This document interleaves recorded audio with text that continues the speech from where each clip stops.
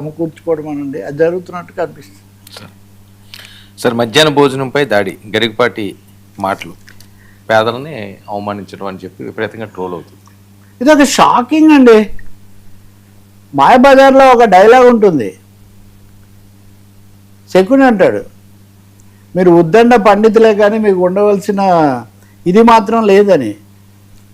గరికపాటి గారు ఉందా అది డబ్బులు ఉండవు, ఎక్కడి నుంచి ఇస్తారు, ఎంతమందికి ఇస్తారమ్మా, దానం పోస్తారు ప్రభుత్వం వాళ్ళు, ఎక్కడి నుంచి ఉన్నాయి డబ్బులు? ఇక్కడ నీ డబ్బులు పెట్టుకుని చదువుకో, నీ అన్నం నీ బట్టలు నువ్వు కట్టుకో, నీకు ఇష్టమైన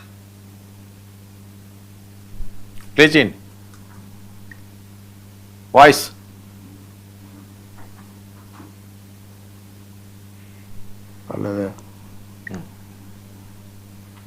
ప్లే చేయండి సార్. అది చాలా దారుణంగా ఉంది, బహుశా ఇన్హ్యూమన్ అమానవీయంగా ఉందని చెప్పాలి మనం. నీ బట్టలు నువ్వు కట్టుకో, నీకు ఇష్టమైతే చదువు. బళ్ళల్లో మధ్యాహ్న భోజనం ముఖ్యమైనది, చదువు మధ్యాహ్నం అయిపోయింది.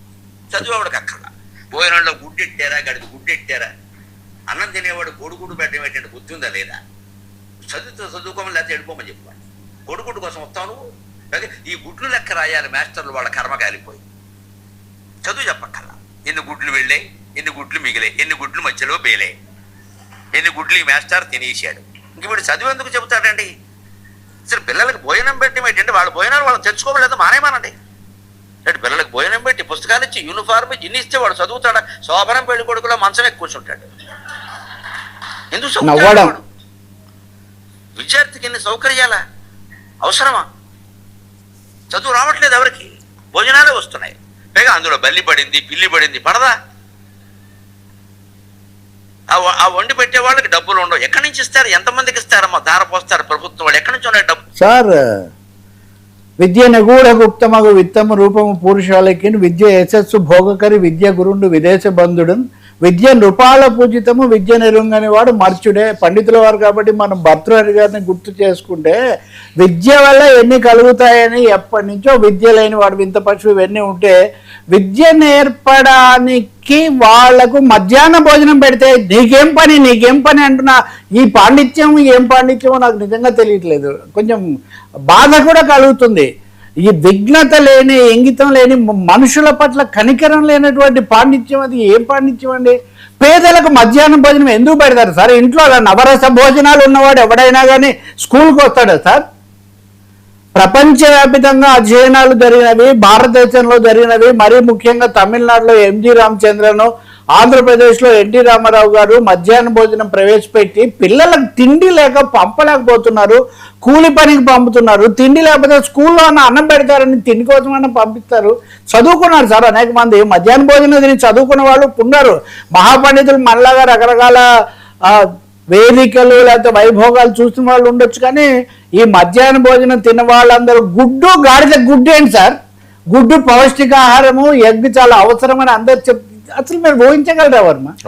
ఎవరు ఉరిమురిమే పిల్లల మీద పడినట్టుగా వాళ్ళు శోభనం పెళ్లి కొడుకు అనటం ఏమి విఘ్నత అండి? నేను అడుగుతున్నాను. స్కూల్కి వచ్చిన పిల్లవాడు, నాకు తెలుసు మా టీచరు, మధ్యాహ్న భోజనం దగ్గర ఎంత నకనకలాడుతూ పిల్లలు కూర్చుంటారో, వాళ్ళకి సరైన తిండి లేకపోతే వాళ్ళ బిల్లులు కూడా ప్రభుత్వాలు చెల్లించకపోతే ఎన్ని కష్టాలు పడతారో తెలుసు. అవి కూడా ఎవరికో ఎన్జిఓలకు ఇస్తారు, తెచ్చిన వాళ్ళు బాగా శ్రద్ధ ఉన్న వాళ్ళు చేస్తారు, లేకపోతే లేదు. ఆ వంట లెక్కలకు కూడా జీతాలు సరిగ్గా రావు. అసలు మధ్యాహ్న భోజనము మనుషుల యొక్క మానవీయ వేదనలు, పిల్లల యొక్క ఆకలి కేకలు ఎప్పుడైనా తెలిస్తే, శీతకాలం కోత పెట్టగా ఆకలేసి కేకలేసి అని అంటాడు శ్రీశ్రీ. ఆకలేసి కేకలేసిన వాడికి తెలుస్తుంది. అలాగే చదువుకోవడం ఎంతమంది సార్, అబ్రహాం లింకన్ దగ్గర నుంచి మన దగ్గర ఏహెచ్ రావు గారి వరకు ఎంతమంది కష్టపడి చదువుకున్న వాళ్ళు లేరు.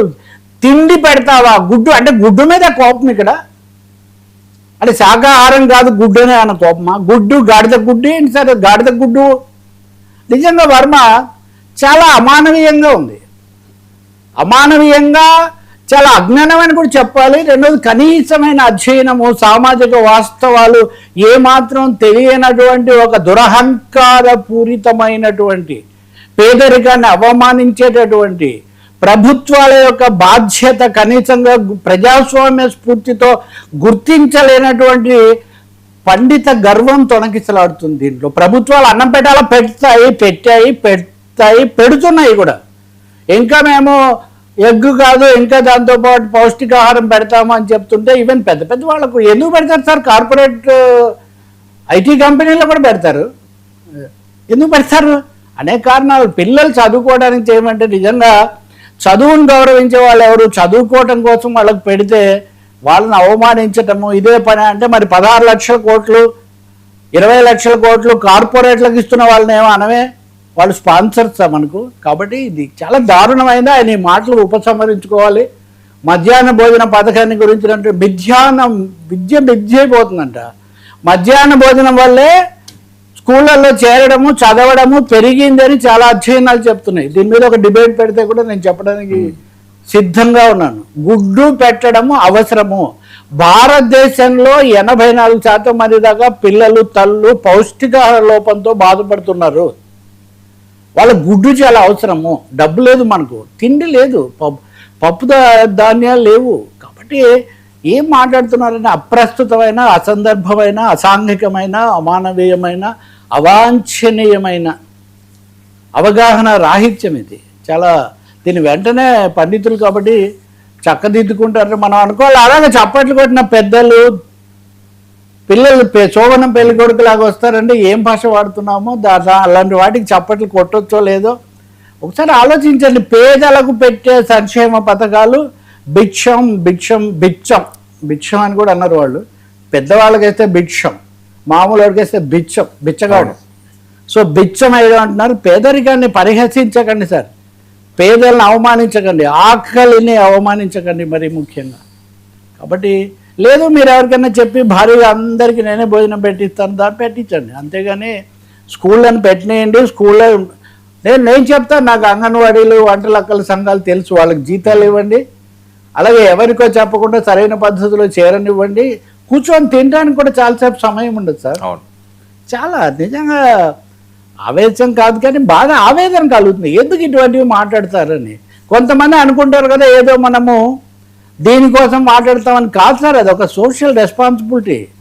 ఇటువంటిది ఒకరిని చూసి ఇంకొకరు ఇదిగో దానికి చప్పట్లు కొట్టిన వాళ్ళు లేదా దానికి వ్యూస్ వచ్చి ఎలా వస్తాయి? ఇలాగే వస్తాయి. పొరపాటు ఇది. పేదరికాన్ని అవమానించకండి. ఇప్పుడు అనిల్ అంబానీ అని ఆయన భారతదేశంలో అతిపెద్ద అంటే ప్రపంచ అతిపెద్ద కుబేరుడు. ముఖేష్ అంబానీ తమ్ముడు, ధీరుభాయ్ అంబానీ కుమారుడు. ఆయన బ్యాంకును ఫ్రాడ్ చేసినందుకోసం ఆయన ఇంటిని తాకట్టు పెట్టారు సార్. ఒక 20 ఏళ్ల కింద చూస్తే ఎక్కడ చూసినా అనిల్ అంబానీ తీసుకోవటమే. అనిల్ అంబానీ అంటే అబ్బో ఏం దూకుడుగా పోతున్నాడు అన్నారు. ఒకసారి తెలుసుకోండి సార్. పెద్దవాళ్లకు కీర్తనలు ఆలపించడం ఒకటే కాదు, కొన్ని మంచి మాటలు కూడా చెప్తుంటారు అప్పుడప్పుడు. ఉదాహరణకు మొన్న ట్రంప్ మీద ఒక విమర్శ చేశారు, మంచిదే. కానీ ఏ కోణంలో చేస్తున్నాం మనం? ఇది ఎవరికి తగులుతుంది? కసి కందుల మీద ఎందుకు సార్ కసి? సార్